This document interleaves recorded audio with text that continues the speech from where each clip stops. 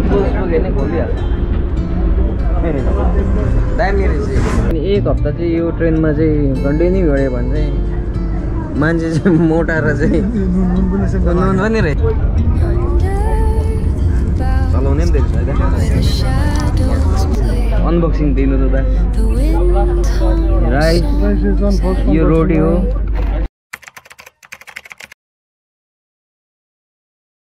इन्डियाको चाहिँ भन्नु सक्दिनँ जस नर्थ इस्टमा चाहिँ अहिले एउटा फेमस छ ट्रेन है वन्दे भारत। म पनि फर द फर्स्ट टाइम वन्दे भारतभित्र छु। यहाँभित्र चाहिँ कस्तो हुँदो रहेछ भनेर मलाई पनि हेर्नु मन थियो, तपाईँहरूलाई पनि देखाइहाल्छु। यस्तै हुन्छ सिटहरू।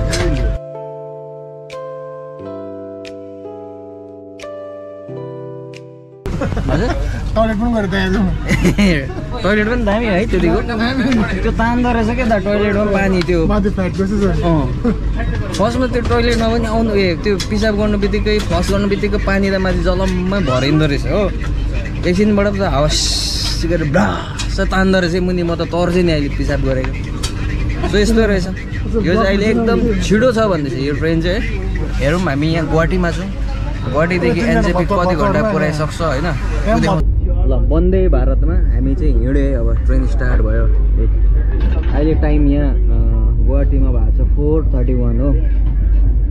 कति बजी एनजेपी पुऱ्याउँदो रहेछ त्यो पनि हेरौँ है। हामीलाई पानी दिए यिनीहरूकै आफ्नै लोगो भएको पानी दिँदो रहेछ। पानी हालेर टक्कै छ यहाँ छ नि है राङ्गोर्स पानी। अल्छी लाग्छ भनेर पढ्नुलाई न्युज पेपर पनि पर्छ।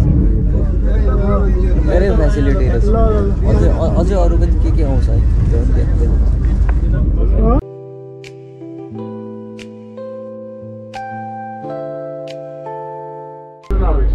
मलाई भन्दा नभन्दा हामीलाई फेरि खानेकुरा पनि ल्याइदिन्छ। जुस दिँदो रहेछ। के हो त यो इन्स्ट्यान्ट टी यो चिया रहेछ है।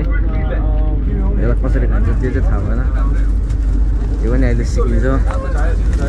त्यहाँदेखि यो स्न्याक्स के हो यो हो पेटी, यसलाई उयो भन्छ के भन्छ यस्तो टाइप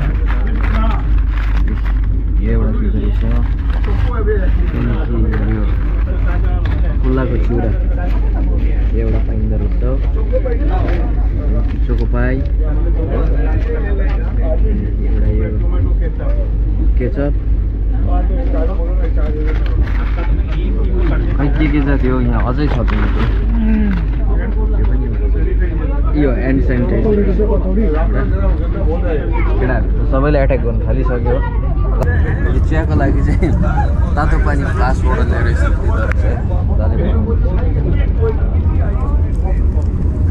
चलाउने पनि देख्छ है।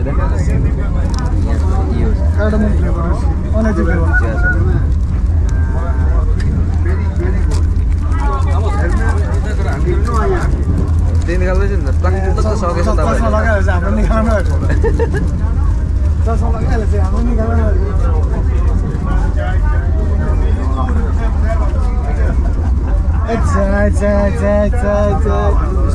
यस्तो रहेछ वाक्कै बनाउँदो रहेछ यिनीहरूलाई खुवाएर खाएर। यहाँ त एक हप्ता चाहिँ ट्राभल गऱ्यो भने त मान्छे त मोटाएर त भइदियो जस्तो उनीहरू। ल यही खाइसकेको छैन है, फेरि अर्को यहाँ लिएर आयो। कति दुधको चाहिँ दिँदैन, यही खाइसकेको छैन अघि गयो हो। चिया आइसक्यो, अनेक आइसक्यो।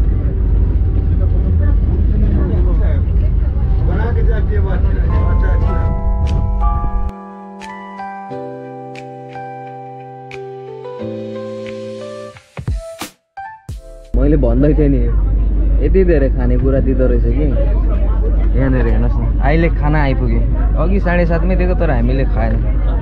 के छ भन्दा चाहिँ यहाँनिर अनबक्सिङ दिनु त दा राइस यो रोटी हो। चिकन रहेछ हो, चिकन यस्तो। त्यहाँदेखि के रहेछ ल त्यो मिठाई हो। यो रसगुल्ला रहेछ, रसगुल्ला पिकल पनि रहेछ हो। अर्को चाहिँ के रहेछ यो त्यो आलु सब्जी आलु सब्जी यो दही रहेछ दही हो यो दाल हो यो दाल रहेछ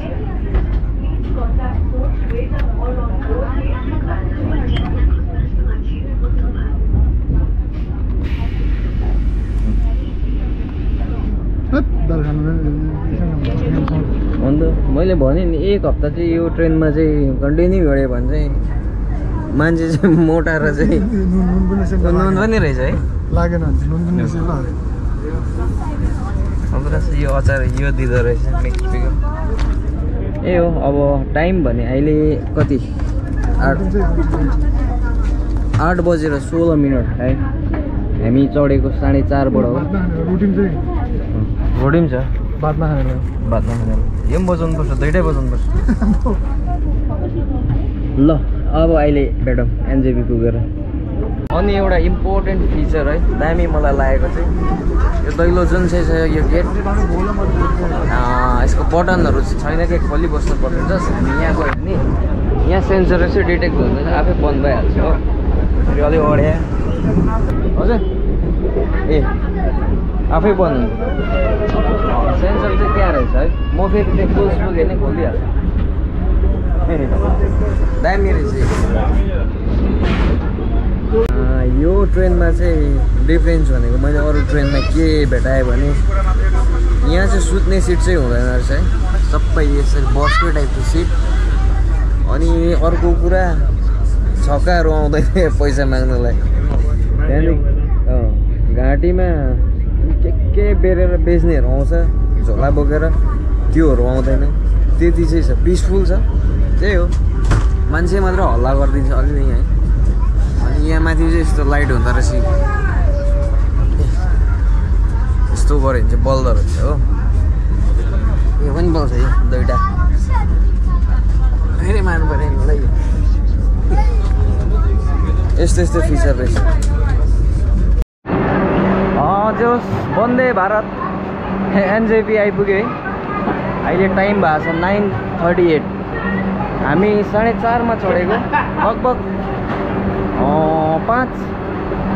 5 घन्टा 10 होइन 10 पनि होइन 6 मिनट जस्तो बेसी लिएछ 5 घन्टा 6 मिनट जस्तो बेसी गुवाहाटीदेखि एनजेपी आइपुग्नु सो मेरो एक्सपिरियन्स चाहिँ एकदम राम्रै भयो है फर्स्ट टाइम त्यही त हो है सबैजना खुसी चाहिँ अब हो सिलगढी आएपछि छिटो छ छिटो ह्यापी